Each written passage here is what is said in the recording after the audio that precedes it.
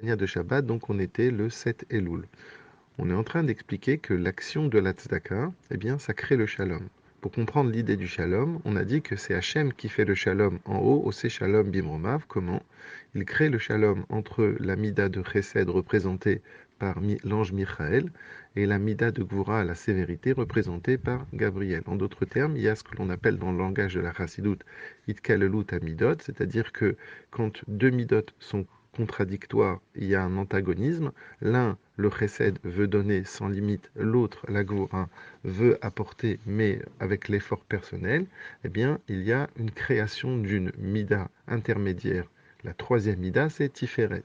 Et donc, à partir du moment où on est capable de faire ça, eh bien finalement, on raffine, on est en train de faire birour, le birour à midot, on est en train de raffiner les midot. C'est pareil pour nous, si par exemple je suis trop extrême, je fais que donner comme ça, sans faire en sorte que l'autre bosse, ou bien d'un autre côté, je suis dur, j'attends trop que l'autre vienne de l'effort, donc je dois faire un birour, un travail sur moi-même pour justement être au centre.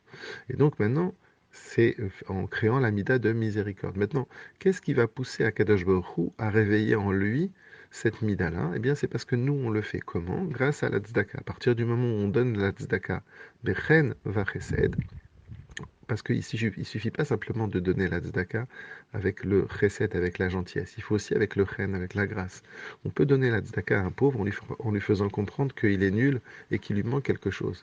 Mais ici, on dit que quand on donne la tzedaka, on doit lui donner avec grâce, on doit l'encourager, on doit lui faire comprendre que on l'aide pour qu'il puisse s'en sortir et qu'on n'est pas en train de le juger. C'est ça, chen, c'est ça de donner, de donner la tzedaka avec la grâce. Donc à partir du moment où on a de la compassion, avec un pauvre, eh bien à ce moment-là, ça crée aussi la compassion chez Akadosh Baruch Hu.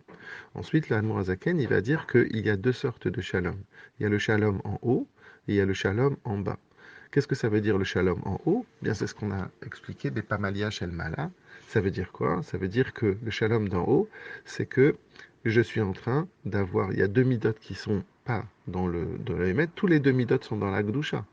Il n'y a pas dans la sainteté, il n'y a pas de problématique, il n'y a pas de mal. Sauf qu'il y a trop d'extrémisme.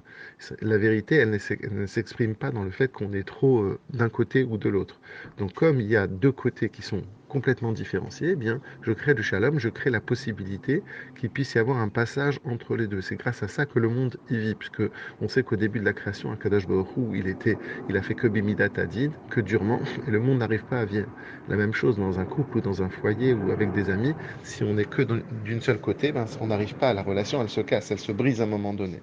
Donc ça c'est Bepamalia Shelmala, ça veut dire il n'y a rien de mal, ni dans l'un ni dans l'autre, mais je crée le passage entre Chesed et Gvura.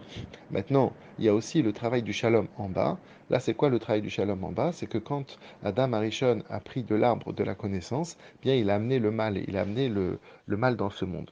Et l'homme est obligé de composer entre le mal et le bien. Parfois, c'est le bien qui l'emporte et parfois, c'est le mal qui l'emporte. Et donc, créer le Shalom, c'est la capacité justement, non pas simplement de faire ici le birour, de raffiner deux midotes qui sont dans la Kdusha, mais c'est de raffiner le mal et de faire en sorte que le mal devienne aussi le bien.